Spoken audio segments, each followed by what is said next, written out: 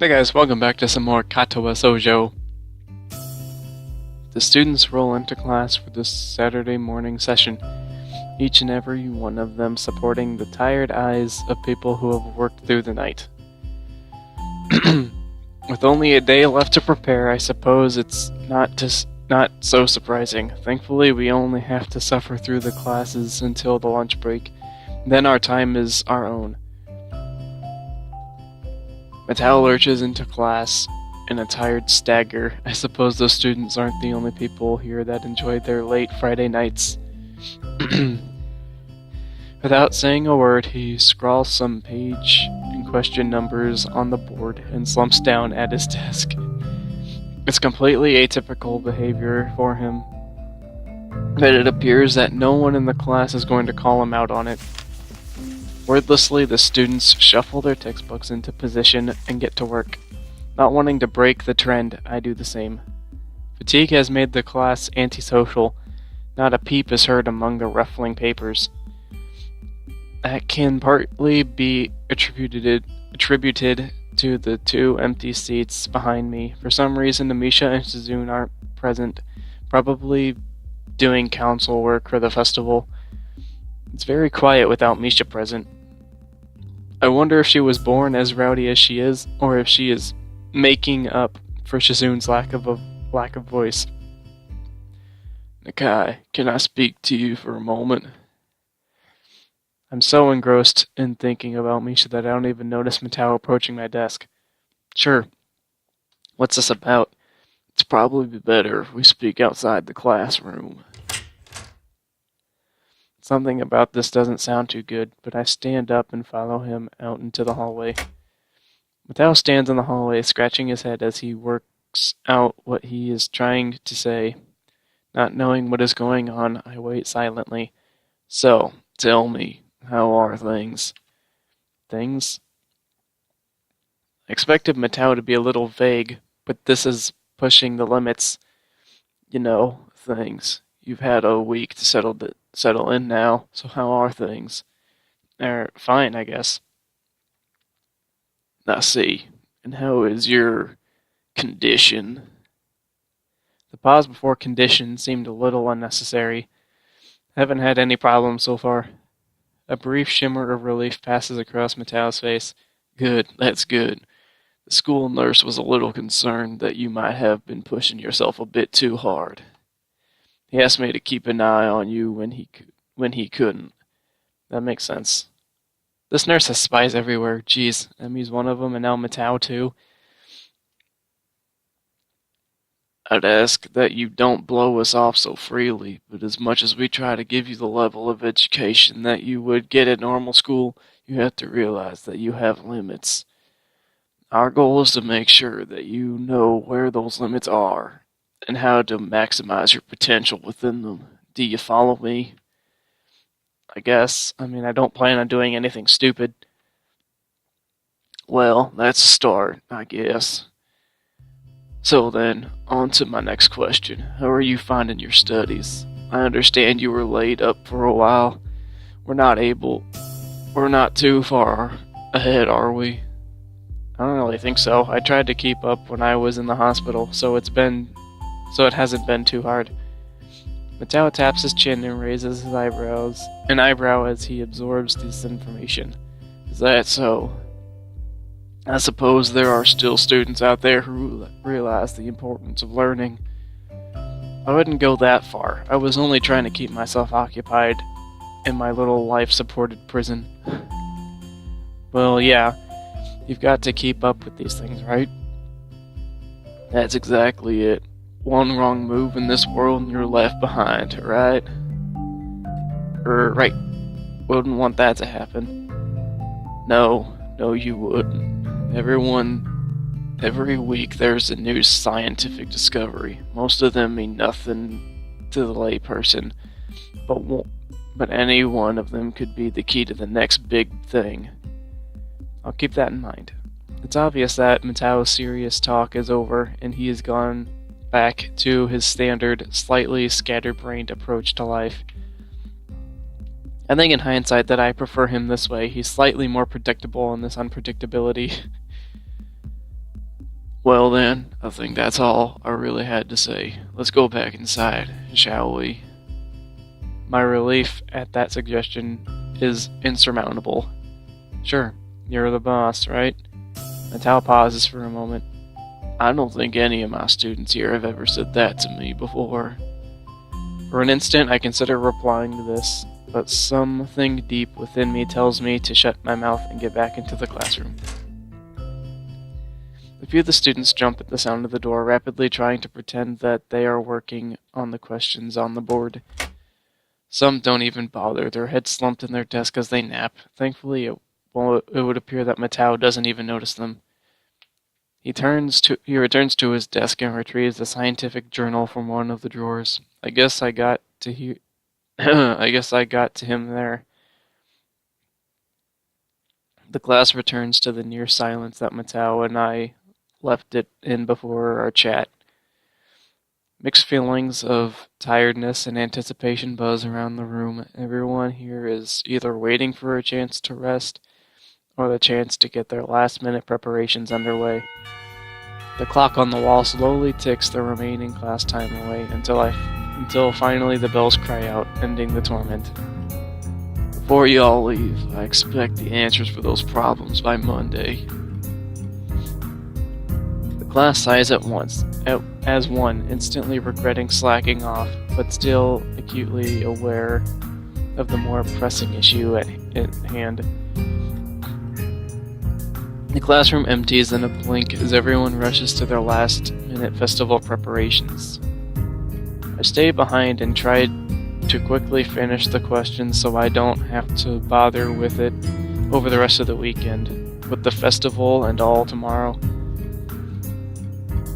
Apart from me, Hanako is the only one left, obviously waiting for Lily.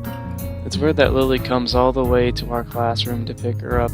I expect that moving around is at least nominally harder for her than it is for Hanako. But it's none of my business. I naturally don't ask about it from Hanako.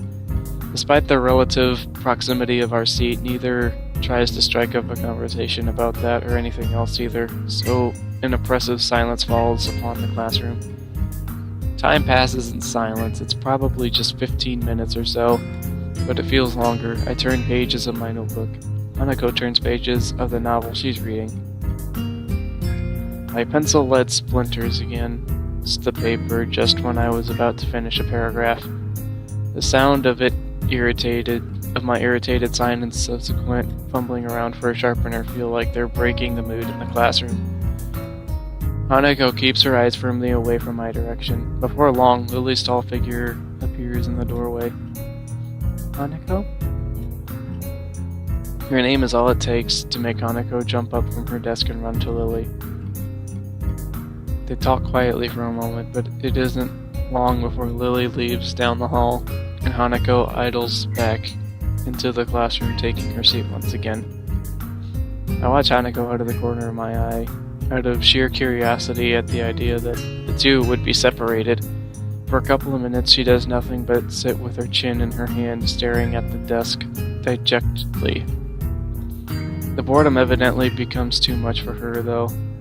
Her slender frame reaches into her bag, pulling out a small book. Come to think of it, that isn't the one I saw her reading at the library. She must be quite a fast reader to get through them at this rate. But why would Lily leave her to her own devices? It seems to be quite out of the ordinary, going by Hanako's reaction. Oh, that's right. I think Lily mentioned something about going into town today before Rin bumped into us. The thought of that walk makes me look outside. The bright sun and occasional people wandering around and enjoying the afternoon make me yearn to get out of school, or at least do something other than sit here.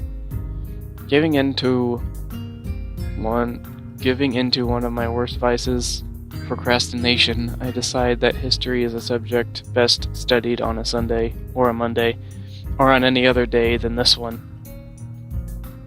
I have a grunt I give a grunt as I level myself out of my seat, briefly debating by myself whether or not to hang out with Kenji. Don't do it. He doesn't strike me as the enjoy the nice weather outside with others kind of person, really. I guess I'll catch up with him later. Yep, good idea. Changing tacks, I briefly entertain the idea of talking with Hanako, but by the time I look at her seat, it's vacant. She must have left for the library. Okay, this is an important decision made to whether I'm on Hanako's or Lily's path, I think. Did it save? I think so. Yeah, okay. So, there's gotta be something to do that can kill the time. So, the library.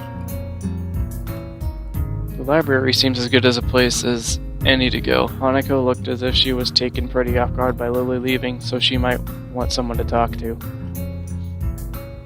Slinging my bag over my shoulder, I make my way out of the classroom. I walk down the hallway to the library past a multitude of closed doors. Through each one, the sound of furious rehearsal can be heard. Rock music blares out of one door almost as loud as a concert. Jeez. I guess that's one of the advantages of a private school. There are actually enough rooms to go around at a time like this. And when I think about it, the grounds and buildings of the school are kept in pretty good condition. That can't be too cheap. I've heard that this place has some pretty serious benefactors. The walls of the library only partially insulate the noise of the festival preparations, but they're the only sounds to be heard. Not a soul stirs here, with everyone apparently enjoying the weather outside or working on festival events. Yuko isn't here either. Maybe she doesn't work on Saturdays. I quietly walk through the library, now fairly familiar with its layout. I head to the back, where Hanako's private little corner is. I run my hand along the spines of the books on the way through, feeling the individual texture of each as I glance across the titles. I used to do this all the time at the library at the hospital. Some things never change, I guess. Like the smell of a library, no matter how much care you take, the paper in books is always going to degrade with time. Probably no matter which library you go into, anywhere in the world, it must have that same musty smell. I find something that looks like light enough to read without any major thought involved, then look for Hanako in the reading area. Once again, she's sitting on a beanbag with her back to a bookshelf, reading the same book she'd had in the classroom. She's slowly making her way through the pages. Unlike last time I saw her, I quietly take a seat in the beanbag. The noise is enough to catch her attention, but not startle her. This delicate routine that must be followed each and every time I try to talk to her almost feels like a hunting game. Is that the same book as before? Yes, I'm almost finished. Cool. I wonder if I should. Do you mind if I borrow it when you're finished? My mouth is faster than my mind, it seems. Sure, you may not like it, but I'm sure it can't be that bad. After all, you've stuck with it, haven't you? I guess. I settle into my beanbag and set about reading my own book that had been buried in my bag. It's a light novel about pirates. To be honest, I'm barely skimming over the words, having chosen the book merely because it belongs to a different genre than I usually read. Finding it harder to muster enough enthusiasm to finish the book, and nothing that I've inadvertently distracted Hanako quite a bit, I decided to try and make conversation. So, I see Lily left without you? She nods before taking her eyes off the book. She must have been really into it after all. Lily said she had to go and meet someone. Oh? Akira, her sister. Sister? I haven't heard her talk about her family. She and Akira used to live together. I thought all the students lived in the dorms. We don't have to. But it's easier, right? I mean, there's food here, and you're close to school. I don't think I've ever been to class on time so often in my life. Her badly hidden smile proves quite rewarding. In the back of my mind, I know I have a bit of homework to catch up on. It's quite comfortable in here. No one can find me and force me into working for their pet project either. Though now that I'm thinking about the festival, another question comes up. Hey Hanako, what are you doing for the festival? For a split second, I think that Hanako is about to throw her book in the air from shock. Sorry? I was just asking what you were doing for the festival tomorrow. Anything planned? I don't know. Hanako answers in the way that people do when they don't want you to ask any more questions. I take it large crowds and loud musics aren't really her thing. Ah, okay. Change the subject.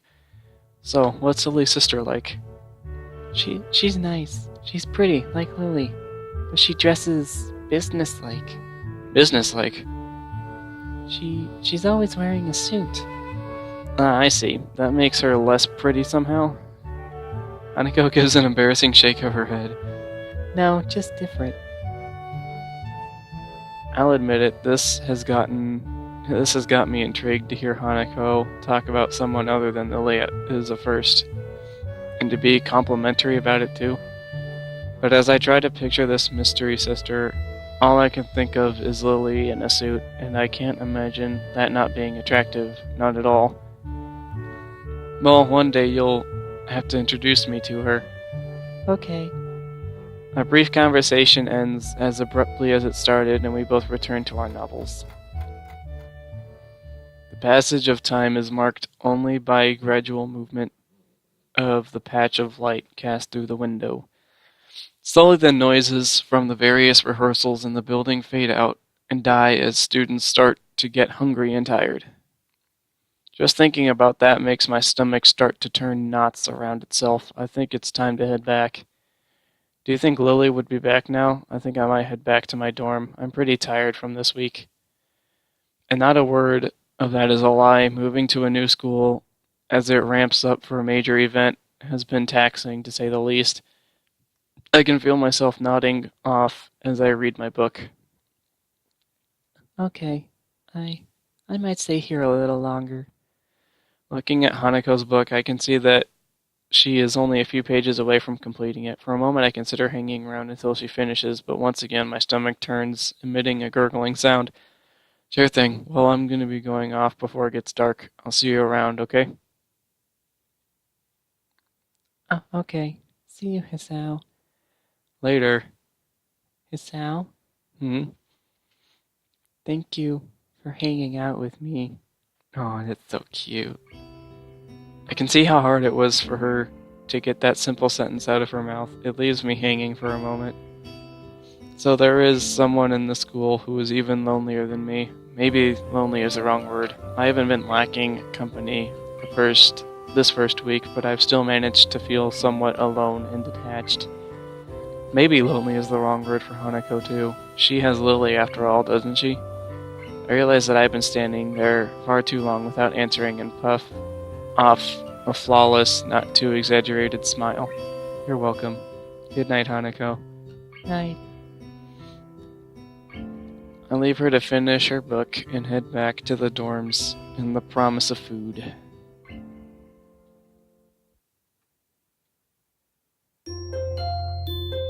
Dun dun dun, dun dun dun, dun dun dun, dun dun dun.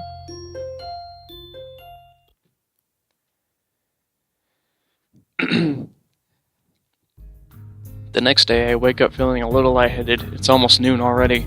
Sleeping late is fine since it's a Sunday and there are no classes. Not just a Sunday though, but the festival as well.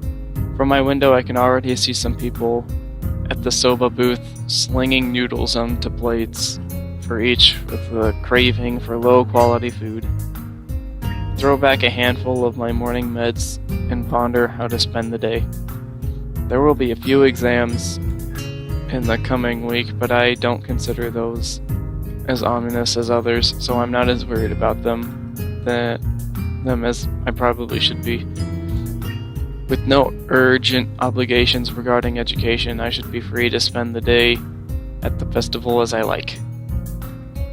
Finishing my morning routine, I exit into the hallway, intending to go out and find something to eat. Passing by his door, I decide to see what Kenji's up to today out of impulse. Oh no. I'm curious if he has any plans since everyone is doing something. Then again, I can picture him having built a soundproof shelter in his room, or possibly something like a fort complete with no girls allowed sign. And with the girls crossed out and body crudely scrawled underneath it. Knocking on his door, which is luckily devoted to any kind of sign, I hear again the unsettled clicking of at least 10 locks being pulled back. The door opens up in a crack. Who is it? You're supposed to ask that before you open the door. Oh, it's you. Damn, it's early. It's not really that early. What is it, man? Nothing. I was just gonna ask what you were gonna do today. Half the school is out there already. Not where? Why? What? What? Is today special? Why are they there? Who are they? Who are? I can hear them. It's loud. Don't tell me. Has the invasion begun? He suddenly looks more alarmed. What day is it, man? Yeah, I guess you can't see the big wooden booths outside and people selling stuff. What the hell are you talking about? I have my curtains closed all the time. God dang it. It's the festival. You know that, right? Oh shit, that's today? Damn it! I can't believe I forgot. I don't have my fort finished yet. This is bad. This is going to be a very bad day. It's good you told me this, man. This is going to be a bad day. Why? Oh man, they're going to be everywhere. The people outside my window, socializing. Kenji rubs his temple nervously, suddenly looking very ill. It's going to be loud as hell. Damn. And that was Okay, my finger's off spacebar. This is awful. This sucks. What the hell? This really sucks. I can't go anywhere now. There's nowhere to run. Yep, you're cornered, Kenji. Kenji seems nervous. You could even say he's majorly freaking out. You think? I can't believe this. So that's what today was. Damn. And I couldn't even be prepared for it. I couldn't even brace myself, and now it's here, and I can't do anything. You should have told me this earlier, dude. I mean, at least I know, but I could have known earlier. Imagine what I could have accomplished. Sorry, I thought you knew. So I guess you're not going to do anything today? The weather is even good. Yesterday was really windy, so I thought today would be cold. It's not, though, so there's no reason to just stay inside. Yeah, you should check out the festival out. Genji groans and covers his face with his hands. Mag, no! I can't do it. They'll leave me alive out there. I know it. That has to be a joke. But he said it with such a straight face, relatively straight. What are you gonna do? We should hang out in here. You can help me build my fort. Well, that was pretty accurate on the fort. We might still make it if we work together. I don't know. I'm pretty hungry, so I thought I'd get some food first and then check out the attractions. Their class project seemed pretty cool, and I gave a hand with it, so I wanted to see at least that one and chat with Lily, I guess. Speaking of that, don't you have any obligation for the project? Are you out of your mind? That blind broad is up to no good. Oh my goodness. I can feel it in my spleen, man. Her presence is like a dark shadow that's in the way of my great vision. I thought it was because you were partially blind. As expected of blind people. Yeah. What? Besides, I thought that you were also... He holds up his hand to interrupt me. Only legally. Okay. Metaphorically, I can see further than any man before me has seen. Kenji looks stoically into the metaphorical distance to emphasize his statement, thrusting his chin forward to look manlier. Actually, it's just the corridor wall 2 meters away, but that's all the same. I can see the future of mankind, and it's dark. It's a dark one, and this threat of women is stifled. Oh my. They are everywhere. He fingers his scarf nervously, faster and faster, like he's trying to start a fire, then slowly begins to calm down once the panic attack finishes running its course. They're not everywhere. They're like 51% of the world's population, I think. If I'm not wrong on that, I don't know. I know they're more than 50, or at least I'm pretty sure they're more than 50. I'm gonna have to find some place to hide in. A safe haven. And then knock the lights out of myself so I don't have... what? I'm gonna find some place to hide in. A safe haven. And then knock the lights out of myself so I don't have to experience this horrible day. Okay, Kenji, you do that. I have the perfect thing for that. I must prepare now. Don't go to the festival. Okay. Later, dude. I'm going to the festival. I don't care what you say, Kenji. You're way paranoid. The door slowly closes with a low creak, and I don't know how to feel about what Kenji just said. After buying a plastic plate of takoyaki, I don't know how to say that. I'm gonna butcher most of these names. Sorry, but you know. From a stall belonging to the class. Next 2 hours, I take a seat in the school gardens and watch people pass as I tentatively nibble away at the rather plain-tasting item. I guess I shouldn't complain. It's better than nothing and didn't cost much. As I look out towards the school, watching the people coming and going proves a surprisingly entertaining way of passing the time as I eat. Little children accompanied by parents or grandparents scamper about in the din from event to event, one hand dragging their company and the other bearing an oversized colorful snack. I can't help but notice the age range among the people here is skewed towards the elderly, something that I'd also noticed when I was walking around town. This must be one of those towns where the only people left are those that lived here their whole lives and ardently refused to leave. And those wanting to live out the rest of their days in one of the increasingly few tranquil places. I guess that also goes a way to explaining how conservative Yamaku school culture seems to be. Not that I mind one bit. I kinda like how calm Yamaku and its surroundings are. Yeah, it looks nice there, not gonna lie. The heat, though, is another matter entirely. Too bad Yamaku doesn't actually exist, though. Otherwise, I'd like to, I don't know. I wouldn't say go visit there, but, see what the scenery's actually like. It looks like it'd be awesome. Or, really pretty. Sitting in one place so far has focused my mind on how annoyingly humid it's getting. Now that the hottest part of the day is here. What? I didn't even hit it that time. I didn't touch the... Gah! The sound of the carillon bells take me completely by surprise as I stand up, a reaction shared by a few of the people strolling around as well. The PA system crackles to life after the tolling bells, and its age shows as the principal makes a barely intelligible announcement over it, officially opening the festival that's very much in full swing. It's quite amusing to contrast the pleasant smiles of older folk against the alternatively pained and boring grimaces of the younger charges. The students, on the other hand, seem to pay it little heed. Nevertheless,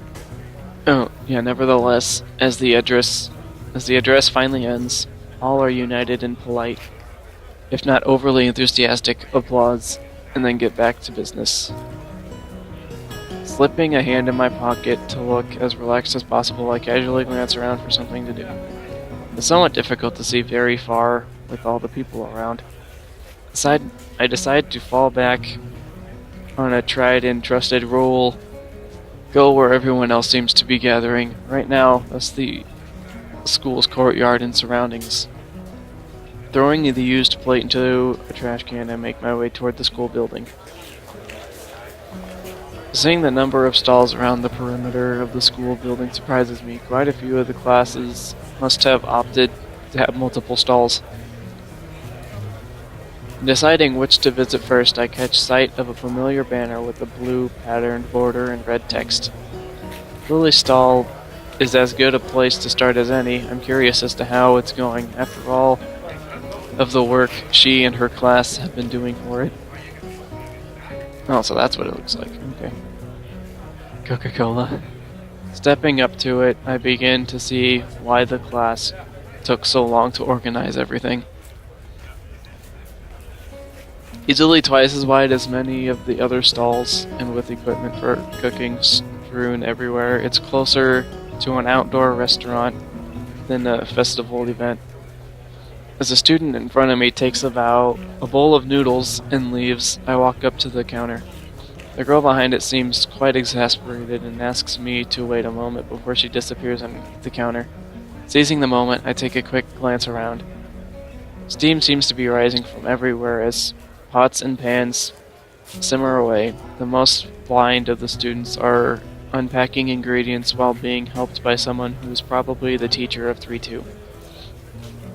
It doesn't take long to notice Lily among them, talking with the teacher as she quickly counts out the boxes and packets with her fingers.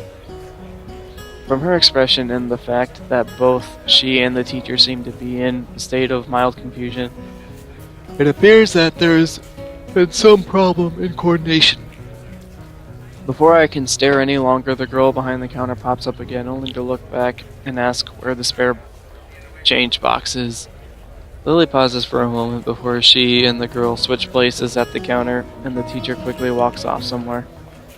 Sorry about that. We're having a few problems. What would you like? It takes me a second to remember what I'd come here for. My eyes quickly dart to the side to read the menu sitting on the counter. Oh, I guess some miso soup? Ah, is that Hisao? Yep, looks like you're pretty busy. Her face all but confirms it as she drops her waitress facade. Somewhere along the line, our order got mixed up. We're trying to fix it now, but it looks like we only have half of what we needed. Oh, that sucks. Wouldn't serving a smaller portions cover over the problem? It seems like that's what we'll have to do, though I wish we didn't. The fact that a good half of our class is gone doesn't help either. I glanced behind her to see how many people were actually operating the stall. It couldn't be about over 8. It couldn't be over about 8. Jeez, it's not very many people. I take it that's why your teacher left? That's right. She's going to try to round up a few more of our classmates to help. Hearing the sound of footsteps behind me, I stealthily glance backwards to see an elderly couple taking a place in the line. I guess I'd better stop loitering around and chatting. Here's the money for the soup. Soup? All right, coming right up. Lily turns and calls for a bowl of miso soup. As I hand over the money for it, taking the coins in her palm, I can't help but notice how efficiently she counts them with her long, pale fingers. Eventually satisfied that I've handed over correct change, she puts it into a small metal tray.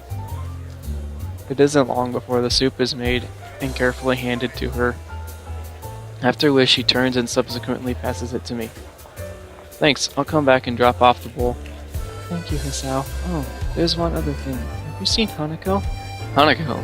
No, not today. Why? She gives a small sigh of abject disappointment. It's okay, I was just wondering what she was doing for the festival. You'll come back when you're done then? Sure, I'll keep an eye out for Hanako too. Thank you, Hisao. I walk off from the stall and find a seat carefully, cradling the steaming wooden bowl in both hands. Compared to the dumplings from before, this is quite nice. A little cool compared to what it probably should be, perhaps, but the flavor is enough to cover for that reasonably well. Jeez.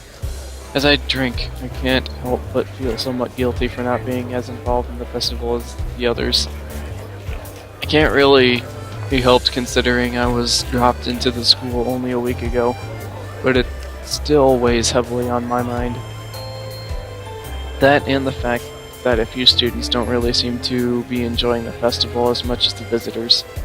Eventually, I finish my bowl and leave for the stall to drop it off. Considering that there seems to be no line at all, I take my time walking up. It seems the teacher's mission paid off. There are now over a dozen students helping, and much of the unpacking has been done. Job, teacher. Despite most of them seeming quite relaxed as they work, Lily still appears to be somewhat stressed.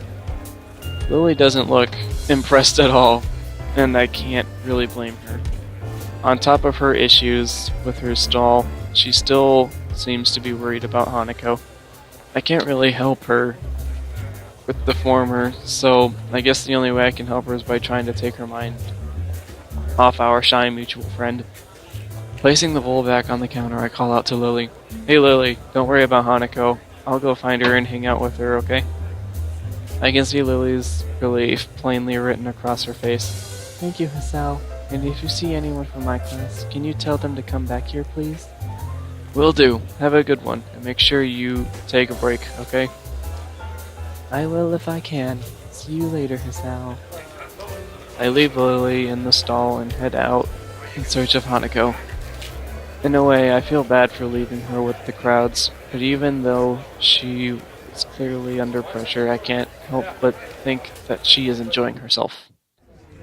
The halls are packed with swaying crowds, meandering through the festival. If there's one thing I know about Hanako, it's that she's not going to be anywhere near this. And with the students showing their friends and family their dorms, I doubt she'll be there either. Following blind intuition, I move against the grain of the crowd. Thankfully, the crowd seems to be slightly less festive than our usual festival crowd. I assume this is out of consideration for the student body. As I force my way through the masses, it doesn't take long for them to thin down into nothingness. This is not surprising since I am standing before the library. Even the most eager of students don't bother to show anyone this section of the school. As I enter the library, the noise of the festival fades into a dull background noise, and soon I am in the reading area at the rear of the room. Behind one of the partitioned desk, I see the top of a head with the straight, dark hair catching my eye. Hey Hanako, I had a feeling I'd find you here. The head jumps a little in shock before slowly peeping over the partition. Hisao? Hey, Lily's pretty busy. She sent me to find you. Oh, do you want to sit down? Actually, I'm feeling a little hungry. Would you like to get something to eat from one of the stands? I brought some food, so... I shouldn't be surprised. But it was worth a try. Expecting her to go outside today was a long shot. How about we eat in the tea room? I passed by it on the way here, and no one was around. We can make some food there, and it'll be a little more comfortable. What do you say?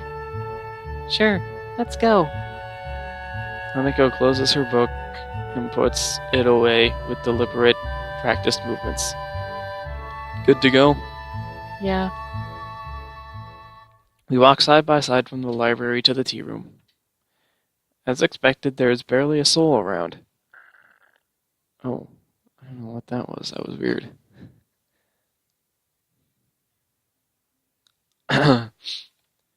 If it weren't for the murmurs through the walls, you wouldn't tell that there was a huge festival going on outside.